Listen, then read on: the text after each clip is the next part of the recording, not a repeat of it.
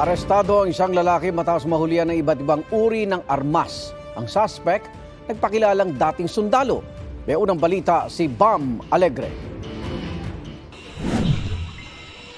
Nasabat ng pulisya ang mga armas na ito matapos hainan ng search warrant ang isang dati umanong sundalo sa Muntinlupa kahapon. Humigit kumulang isang buwan daw tiniktikan ng pulisya ang suspect. Kabilang sa mga nakuha sa bahay ng suspect ang caliber 22 na handgun, shotgun at caliber 22 na rifle. Humiling ang pulisya na huwag munang pangalanan ng suspect dahil may follow-up operations pa silang ikakasa.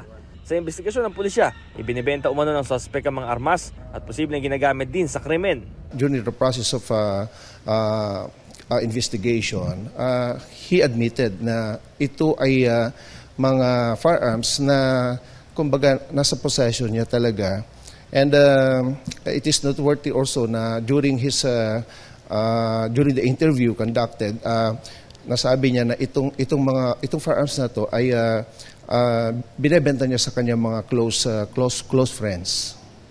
Pero iba ang pahayag ng suspect sa media. Hindi raw siya nagbebenta, kundi ipinapagawa lang sa kanya ng mga kaibigan ang mga baril nila na may depekto. May kaalaman daw kasi siya sa mga baril bilang dating sundalo. Ako lang po talaga po.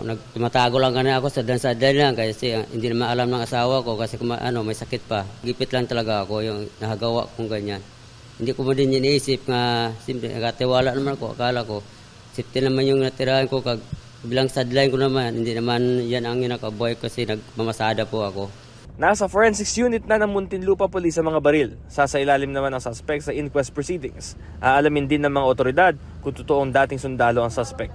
Ito ang unang balita. Bam Alegre para sa GMA Integrated News. Igan, mauna ka sa mga balita. Mag-subscribe sa GMA Integrated News sa YouTube. Sa mga kapuso abroad, subaybayan nyo kami sa GMA Pinoy TV at sa www.gmanews.tv.